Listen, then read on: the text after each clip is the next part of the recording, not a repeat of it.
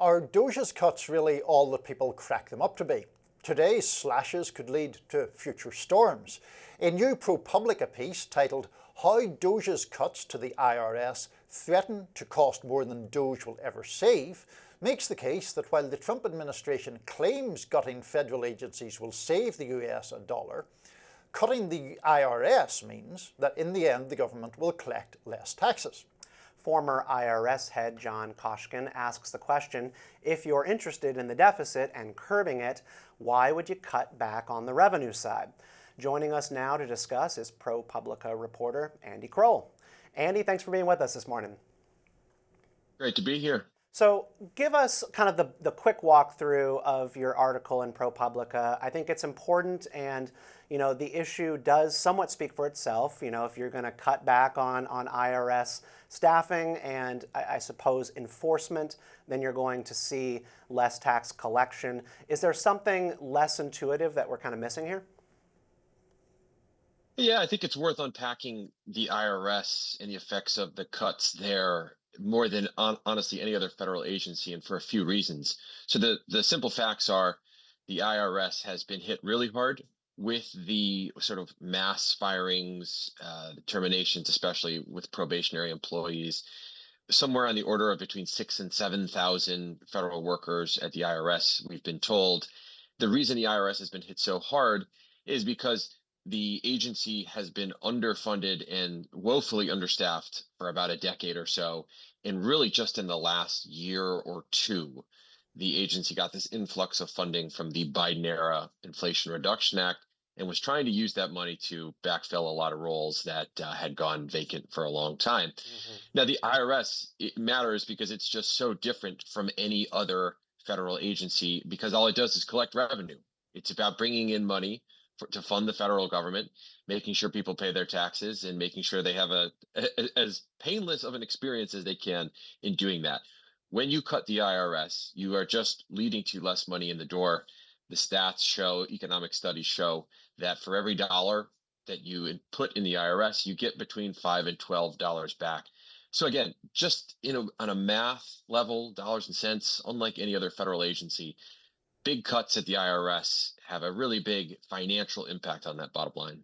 And to that point, Andy, and zeroing into the specifics of your piece, sometimes strikes me that the way the IRS is spoken about or discussed can be a bit demagogic, or there can be the suggestion that they're going to be constantly raiding and auditing everyone in the country. The general public is going to be subject to these sweeping audits.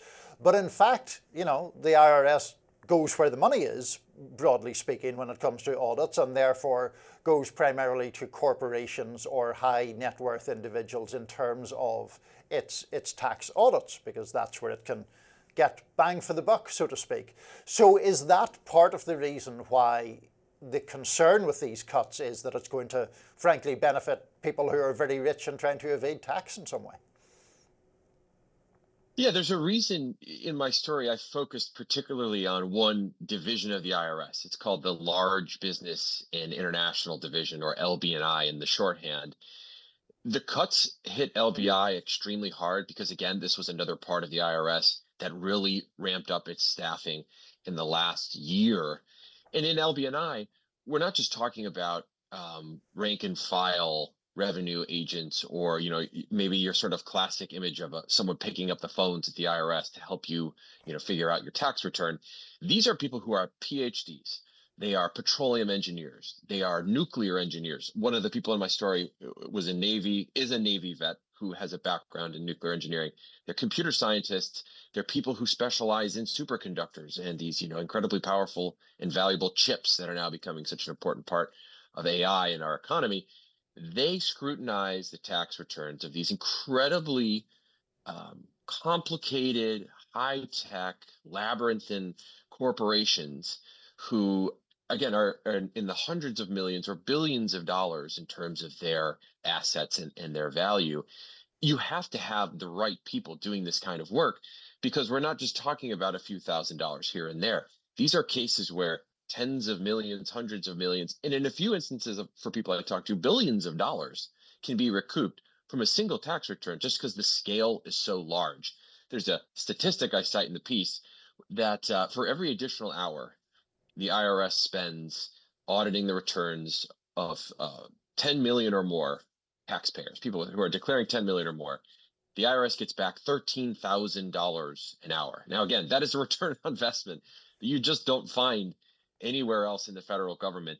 But these people were cut in the same way as regular, again, rank and file customer service employees at the IRS, just because they were under that 1 year mark. So it's really devastating when you're looking at that specialty work that has such a huge ROI. Andy, sometimes I feel like we get boxed into one of two options in political discourse around the IRS. We're either going to, staff up the IRS to the peak possible. I think one of the high points was actually during the Reagan administration for the IRS. And we're going to, solve all of our deficit problems. And the other option is we're going to cut IRS staffers, and then we're told that the country is going to sink into the sea. But one of my instincts here is that we don't just sometimes look at how reductions in IRS staff are going to somehow create behavioral changes. Just because there are less IRS staffers doesn't mean that behaviorally people with money are all of a sudden going to act differently. The National Bureau of Economic Research studied this in 2021 and didn't find that tax enforcement and staffing had anything to do with bad behavior. Complexity drives bad behavior when it comes to tax evasion and sheltering. What do you make of that? Yeah, I think it's a really good point. I think it's helpful to poke holes in, again, some of the stereotypes or honestly, the kind of classic partisan talking points on the Democratic side and the Republican side about the IRS. And I felt this as well talking to the people that I interviewed for the story, who are not partisan, who really don't care about, who's up or who's down on Capitol Hill. They're a mineral engineer who is trying to keep up with the latest, technology in the coal industry. Or again, they're a specialist in nuclear engineering, and they're really thinking about what are the tax implications of a dramatic ramp up in nuclear energy power plants in the United States, or the superconductor issue, which I mentioned earlier. The complexity is just increasing because technology is advancing, and that's a good thing. We're innovating in this country. We should continue to do that. But you also want people keeping an eye over the shoulder of these increasingly complicated and increasingly successful and wealthy companies, making sure that they're not cutting corners, making sure that they're not saying that they deserve $10 billion in a research tax credit when really the actual R&D is closer to 5. I mean, they're still getting their tax credit, but that's $5 billion recouped for the American taxpayer. Those are the kinds of situations that these IRS specialists were confronting. This is the stuff that they love. They wanted to keep doing. I think a lot of them really hope they'll be reinstated to their jobs because they want to keep doing this work. They see it as a patriotic thing that helps fund the American government, whoever is in charge of the government at that time. Just finally, Andy, I mean, we started off talking about the fact that this is part of the changes to government that are driven by DOGE and by Elon Musk.